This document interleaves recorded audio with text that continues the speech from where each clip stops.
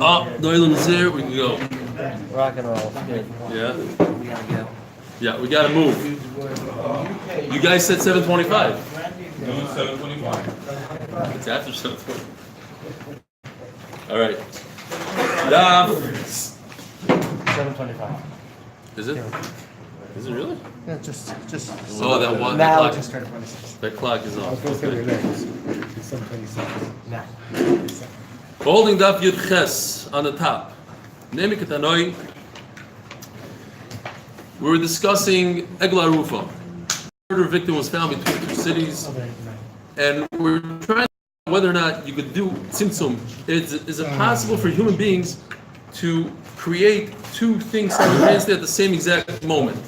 Can you measure exact measurements, etc.? Is it only if you hold EF Charlotte Samtzim, only because it's Min HaShamayim and they weren't trying Min HaShamayim, but humans that tried, maybe they could achieve a perfect measurement or something, two events could happen simultaneously. If Shemaim was trying, then they could also. Yeah, of course, Min HaShamayim they could. It just matters of trying. It's doesn't make sense that the two sheep were born at the same exact set. But if It's a woman. It's really to multitask. no, it's not multitask. This is multi. Name it Ketanoi. Nimtza Mechuvim Ben Shtei Yarais. Going back to the Egla Rufa, you found a dead person between two cities. Loi Hayu Arvim. You don't do, according to the Tanakhama, you don't do a rifa. Rabbi Eliezer Oimer Shtei Mevi Shtei Agalos. So Rabbi Eliezer says you bring two Egla Rufas, one for each city. The Tanakhama says there's zero. You don't do one. The option, one of the options that we had yesterday, and the Gemara is going to bring here, the one option is that you bring one Egla Rufa and you make a Tanai. You say if it belongs to, both of them buy it together, and if City A has the dead person, it should be City A's, and if not, it should be City B. My lab, the Tanakhama Sover, EF Shalat Samtzim, since you can't get an exact measurement and be exact and say that it happened from two cities, so therefore it's not two cities. And therefore you have to bring two. The Gemara asked the obvious question, if you hold you really can't get it exact, whoa, that's a surprise. I thought you're leaving today. Tonight. Oh,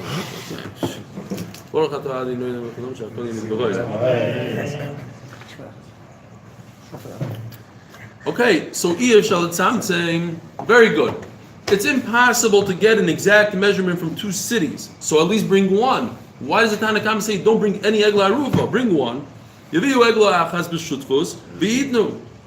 No, they should make it tonight. Why can't you bring one? So obviously, that's not the machloikus. And don't bring your raya from here, efshel tzamtzum or not efshel tzamtzum. What is the machloikus? Everybody could agree that efshel tzamtzum, you could take a perfect measurement and it could come out that one city is 2 miles, 2 inches, and 1 millimeter away from the dead person, and the same exact thing can happen to the other city. It's possible such a thing. America. Oh, kilometers. Making miles and You guys don't have miles?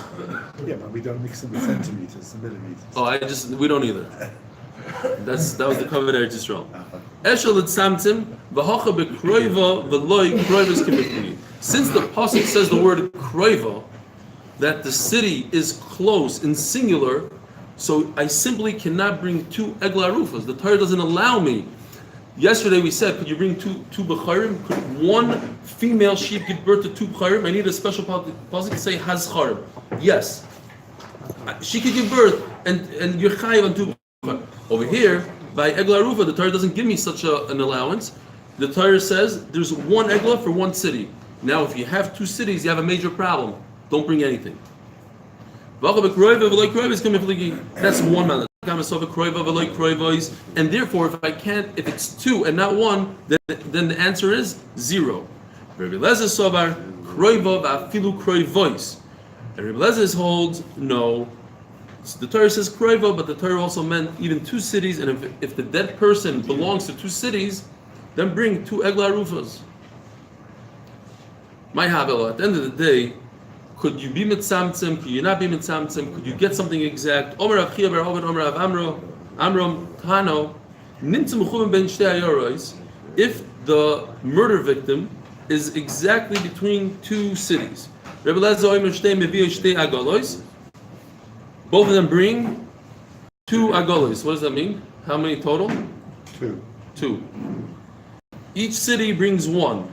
I guess it was hard to say. If you'd say Shtei Mevios Egel, it might mean that they bring one between the two. So He's calling this it's impossible. What? It's impossible to figure it out. No, that's what we're trying to figure out if it's possible or not possible. Rebbe Lezer Omer Shtei Mevios Shtei Agolos. V'chacham Omer Meviu Egel Achas B'Shutus V'Yatnu. Now, Michael Sabi Rabbanon. Now we're trying to prove: is it possible or not possible? According to Chachamim, you bring one calf, and according to Rebbe Lezer, you bring two. Now, what's going on here? If the machlokes is they hold you could be exact, you could get exact measure. It's possible, and just the question is kroiva v'afilu kroiva. You can only bring one out of two. The Torah tells us kroiva, you can only bring one. Leisi tarti. Or the Torah says kroiva and even two. So bring two. So why did Chacham say bring one? Be kroiva v'loy kroiva zafilu chadol loy leisi. So if the question is in the kroiva, then it's either 2 or 0. There is no number 1 here. Right? What happened there? Says the Gemara, it's impossible to bring 1 because this body was found between 2 cities. So if the Torah says kroiva, you can only bring 1, and it was found by 2 cities, then bring 0. And if you could bring even for 2 cities, then bring 2. Where did you get the number 1 from? It's impossible to bring 1. At the end of the day, the Gemara says from here it's mucha that according to Rabbanon, you physically cannot measure exact. Even when people try it, they can't get it exact, and therefore you just bring 1 and you make a t'nai. If it belongs to this city, then they paid for it, and if it belongs to this city, then that city paid for it, and you only bring 1. Shema Mino. So the Gemara says at the end of the day, according to Chachamim, humans can't make an exact measurement. According to Rabbanan. Yeah. Well, according to the Rebbe Saglili, the Gemara said it probably could, because the Gemara said yesterday that according to Rebbe Saglili, Minashamayim it could be exact. So certainly the opposite of what you would think. Certainly humans could do it exact. Because Shamayim wasn't trying to get it exact, and they got it exact. So humans that try to get it exact could certainly get it exact. The reasons given in the Torah for Eglah Rufa doesn't come into this at all. We didn't have a hand in this person's death. We're not guilty. Yeah. It's almost the implication was this that either city should be responsible. We can't determine who them both. But it says kroiva. The problem is it says kroiva. Kroiva is an exclusion. Now you have 2 males who were born simultaneously. So the kohen gets 1 and the owner gets 1. Which one does the kohen get? Reb Tarfon says in the beginning of the Mishnah, then he retracted it. In the beginning of the Mishnah he says the kohen gets the nicer one, the better one. My time in the Reb Tarfon, and you see in the following Mishnah he has the same logic, a similar logic, and he retracts that as well. My time in the Rebbe Tarfon Kosovar Ahud the Bari Nofek Beresh. He holds anytime you have twins, the stronger one is going to fight harder to get out, and therefore he goes out. How strong is this? Could you really rely on it and not put it on the mizbeach? Let's say for certain 100%. That's they discuss it. But according to Rebbe Tarfon, at this point, that's what he holds. The stronger one comes out first. If they both came out together, Rebbe Kiva Oimer Mishamnim. So Rashi over here, like we explained yesterday, says a lot of times we say the word Mishamnim is to evaluate, to what's the better word? Estimate. It says, okay. Shots up. I like that one the best. To shots up. Anyways, but over here Rashi says Mishamnim is a lashon of fat, and you take the difference in the fat. And you split it, and Rebbe Kiva holds, really, that you take the fat and you give it to the owner. He gets the better one. Meaning the kohen gets the lesser one, the smaller one, the skinnier one. Why? Rabbi Kiva holds, you don't understand. I heard about this tray, the amount of times, Avi, you know, for $15, you change the guy's life. He's explaining, he's explained to me that he saved 10 minutes a day, and it's a whole. Anyway, it's fine. It's too late now.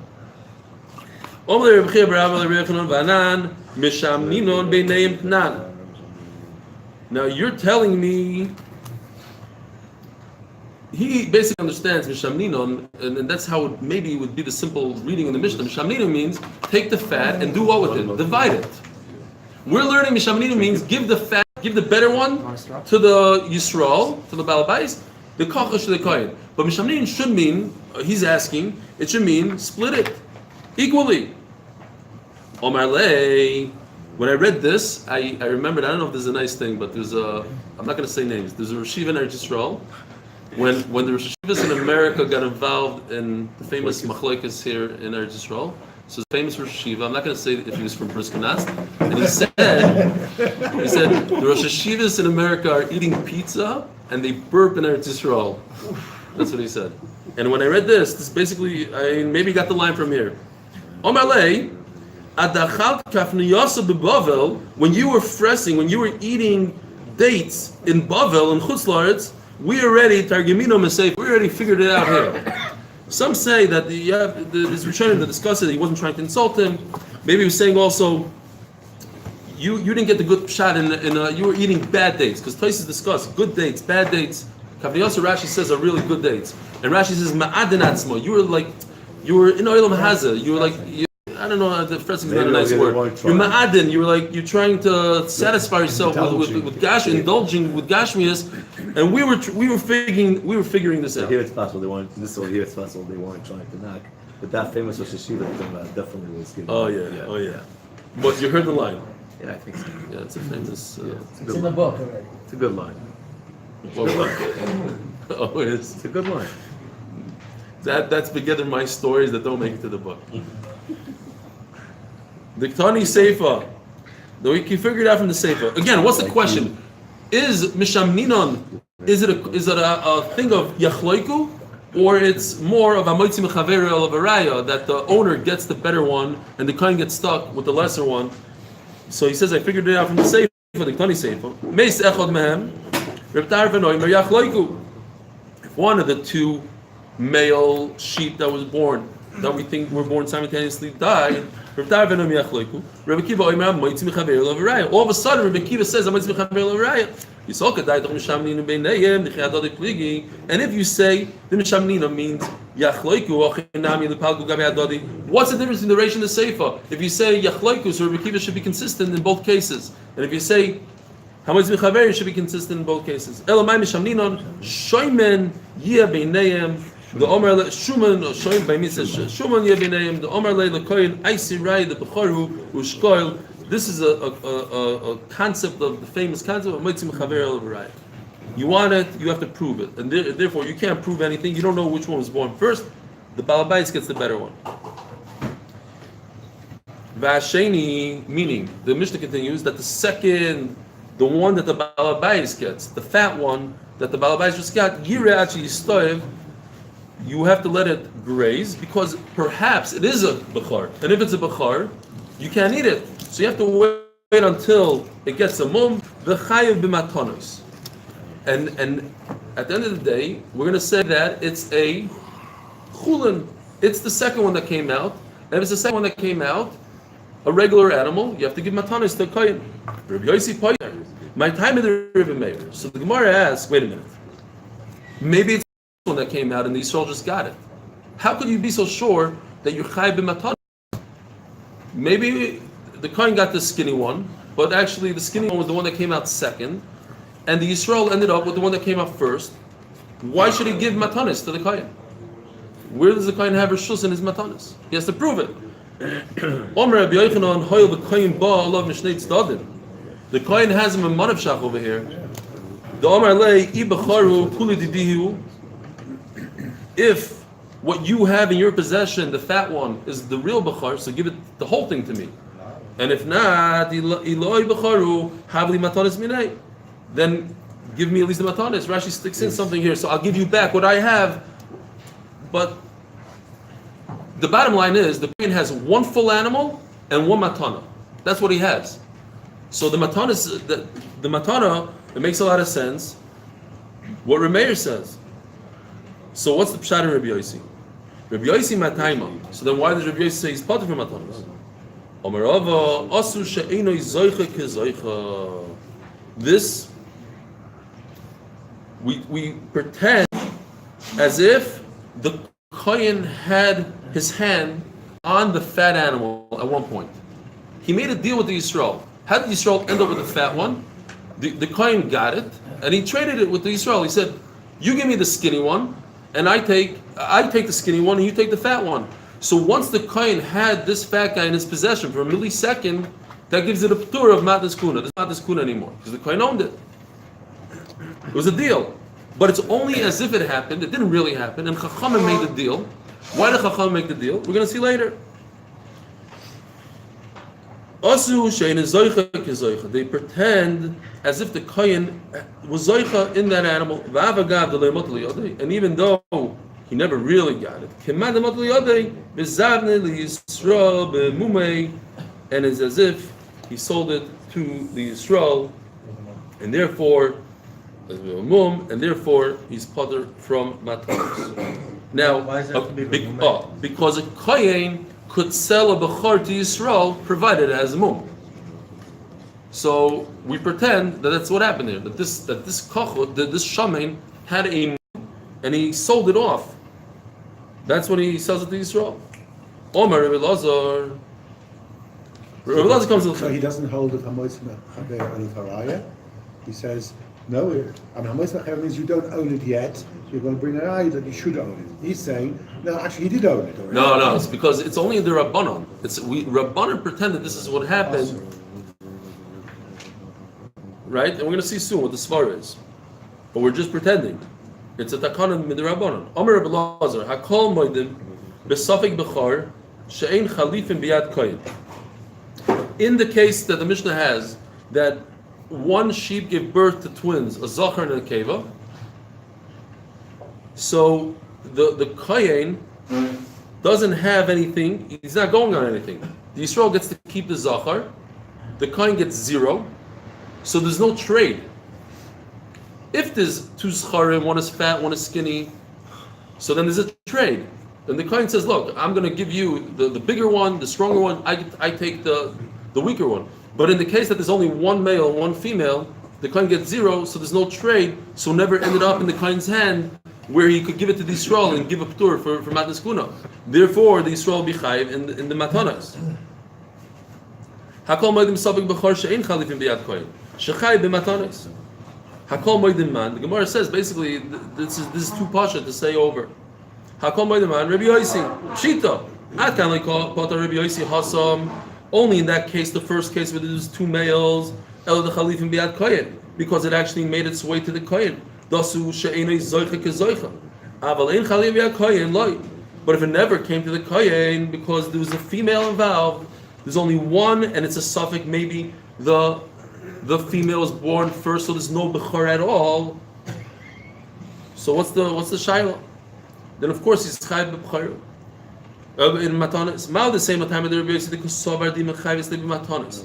Osili the gizva avoda. Why did Chachamim pretend that the Kohen got his hands on it, or not? Because if you say that you're chayiv in matnas kuhuna, then people are going to say, what kind of animal is chayiv in matnas kuhuna? Chulim. So they see that he gave Israel the chayiv to the Kohen, so they'll say, oh, this animal is chulim. So even before it's dead, they're going to ride it, they're going to take it to work, they plow the field with it.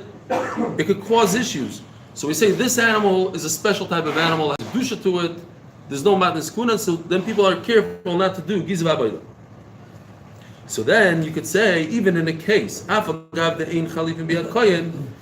think that even in a case where the Kohen never laid his hands on it and it never technically came to him, even in a case where she gave birth to a Zachar and a Keva, we should also say there shouldn't be any matnas kuna, so nobody makes a mistake. Could you say that that's the problem? V'atani seifa. Later on, it says in the Mishnah when she gave birth to there's two animals. One had a bechar already, and one didn't have a bechar, and now you don't know which animal came from who. You don't know which one the bechar is. So here Rabbi Yossi Omer, kol shechalifa biyad kohen, poter min matanos. So Rabbi Yossi says, in that case, that look, the kohen held on to something. The kohen had one of the animals. V'Rabbi Meir mechayev. Chalipin, we could learn. Chalipin biyad kohen in, ein chalipin biyad kohen loy. So it seems like dafka in a case where you say that the kohen held on to it, that's when Rabbi Yossi says his halacha. But if not, you don't say, oh, we have to be concerned. People might use it for gizav avodah. No, it says specifically only in a case where the kohen deserves one. Only in that case we're concerned, and we make it his. So obviously it's not because of gizav avodah. Because if it would be gizav avodah, it would have nothing to do with coming to the kohen's hand or not. Says the Gemara. So therefore, why did Rabbi Elazar say that you should know that in a case where there's a suffix, where it didn't come to the kohen, then everybody's maidah. There's no reason not to think that. Now the same Rabbi Yossi with Dvar of the Rabbi Meir Kamerle. Maybe this line that we just said, Kol shechaliv biyad kohen, that it's because the kohen is entitled to one out of the two. That's why there's no matis kuna. Maybe Rabbi Yossi doesn't hold that. Maybe Rabbi Yossi holds that there's no matis kuna in all cases, even when the kohen is not entitled at all. There's also not matis kuna. So why did Rabbi Yossi say this lashon? He's talking to Rabbi Meir. I hold in all cases there's no matis kuna. Because of the svar that I just said, that we're concerned that people might see you giving matis kuna and they'll say that there's no kedusha and they'll use it for gizav avodah.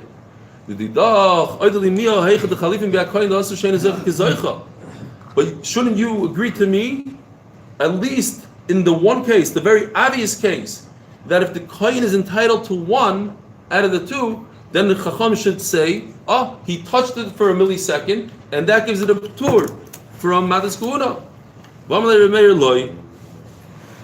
And he said no. So therefore, that's where Rabbi Elazar comes to be mechadish, that even when Rabbi Yossi says that the kohen doesn't have anything, even in the case of there's no chalifin, still has to give. But Rameir doesn't agree to Rabbi Yossi, even in a case where it hit his hands for a second. What's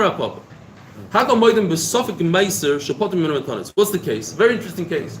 A guy, we're talking about Meiser Behema. The 10th one came out of the pen, it's Meiser. Then this little Cheverman guy jumped back into the pen. So we have a big problem. We have a Meiser guy walking around the pen, and we don't know what's Meiser, what's not Meiser. What's the halacha with this Meiser Behema? Who got Meiser Behema? The owner. The owner brings it as a shlomim. Why can't you just take it again? No, you don't. But you can't eat anything. You can't eat anything. What? Why can't you just redesignate a new one? No, because there's one certain meiser between these animals. Now you're gonna go shecht it and sell it as a badatz animal in the store, and you just shechted a shlamim. You can't shecht a shlamim. That's to be in the Beis I Hamikdash. thought as they jump through the gate or whatever, they're supposed to get the red splash of paint on them. It didn't happen. Yeah, I don't know. I don't think that's ma'akiv. So what do you do? So you have a whole pen of animals. You have 100 sheep. They all have to graze until they get a mum, and then you get to eat them. And if shapatim min hamatanos, then you could. So you're pater from matanos. You don't have to give manas kuna. Now, because in this case that is a suffix meiser, akol moedim man, Rabbi Meir.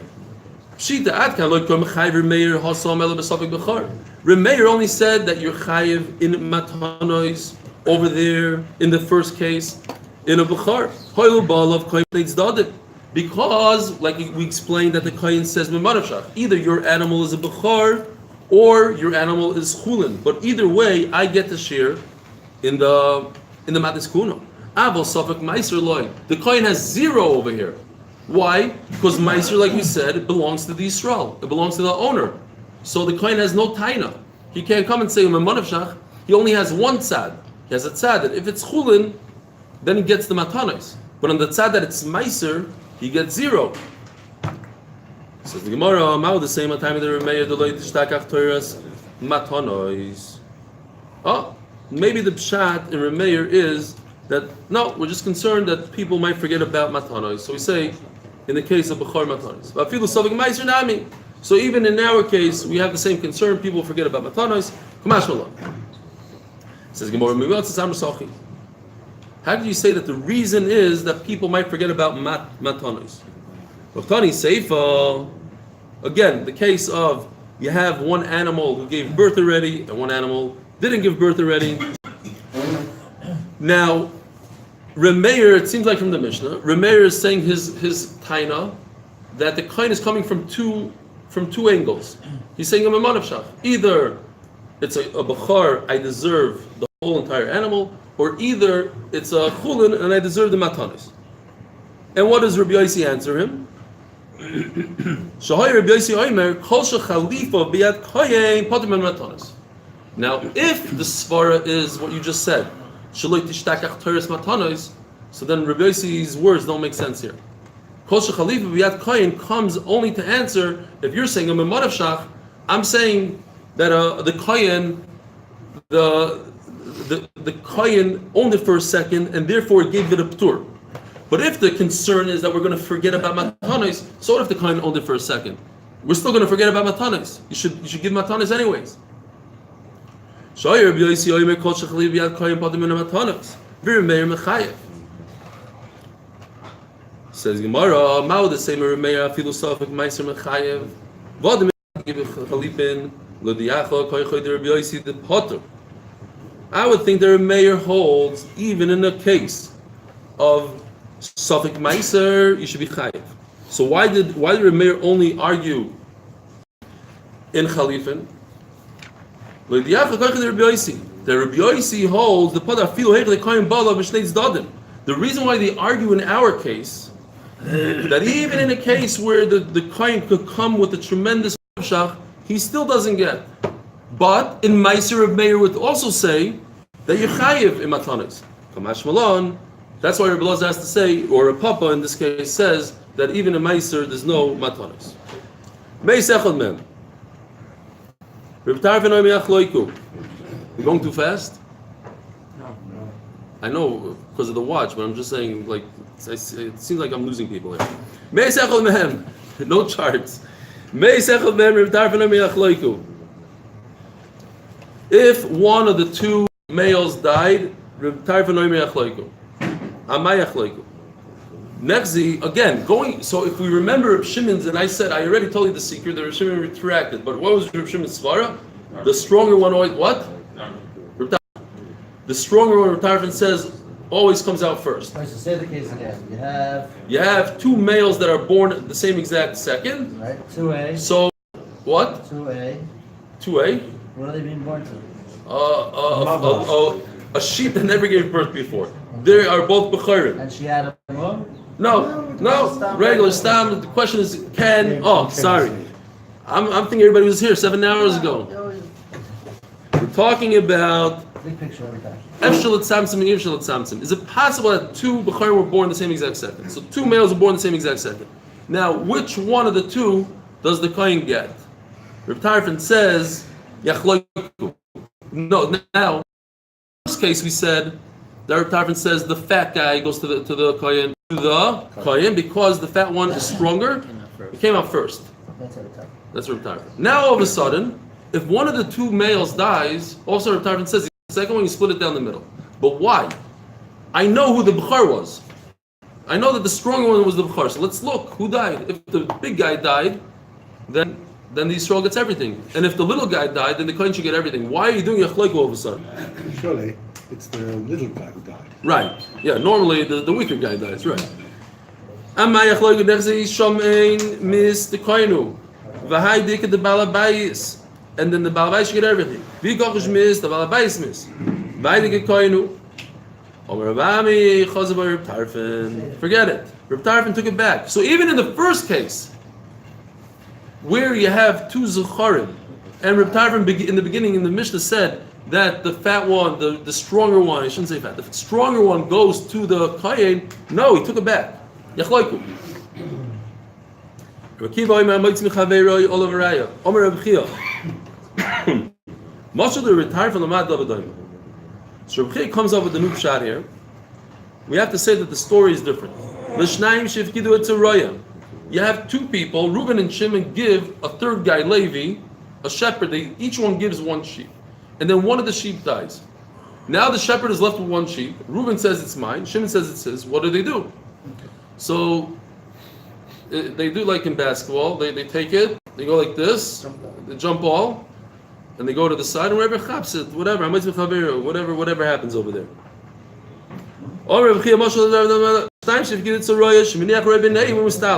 Is that called a home? I don't know.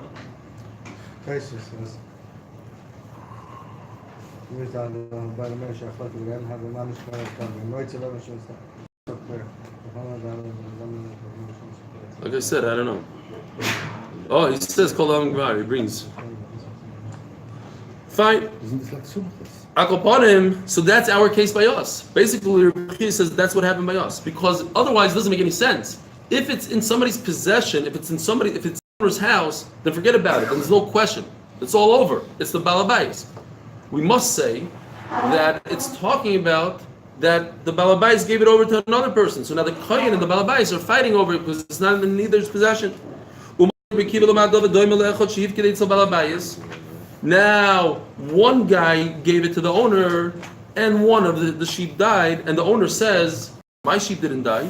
And the guy that gave him the sheep, he says, my sheep didn't die, but at the end of the day, who's in possession of the sheep right now? The owner. So the Gemara says, and then it comes out there's no machlokes. You just give me two separate cases. Rabbi Kiva is talking about this case, Rabbi David is talking about this case.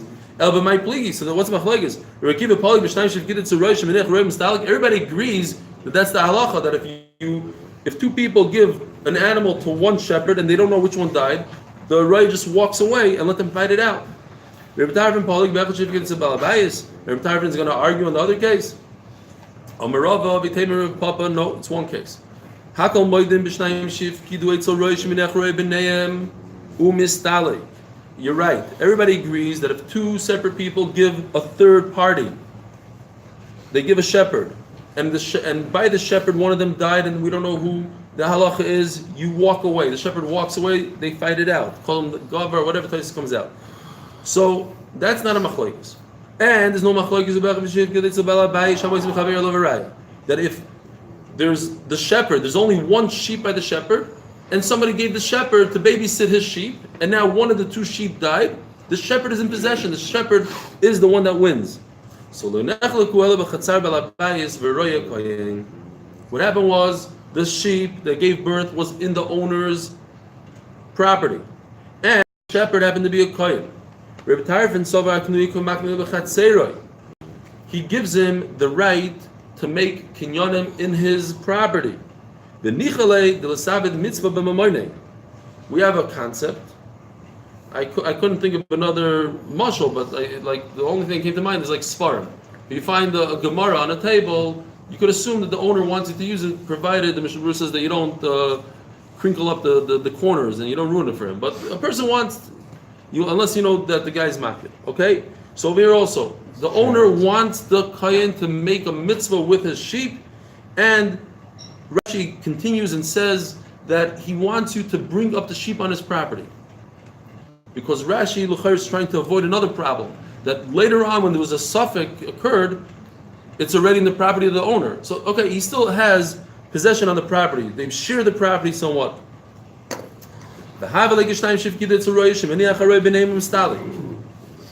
and it's like two people. Now the property is owned by both people. So owned by both people, it's like we don't know what to do. So you go with Rabbi Kiva Sova, Kiva Nislei Pseida, Lo Makne Lo Midam. No, a person is not masking to give away his property to the shepherd when he knows that it could cause him issues later on down the road when we don't know whose animal it is. So that's what Rabbi Kiva meant. That Rabbi Kiva says it's like the case of a person giving it to the shepherd, and now the shepherd is a Moitzi Mechaver L'Raya, or he's the one Muchsik, and the other person is Moitzi Mechaver L'Raya. And Reb Tarfon says that it's like the case where it's just nobody's property because they both own the property. So it's like two people that gave it to the shepherd, and the shepherd walks away, and they have to fight it out. I guess we'll start from the Mishnah tomorrow. Tomorrow, 7:25. See you next week. No.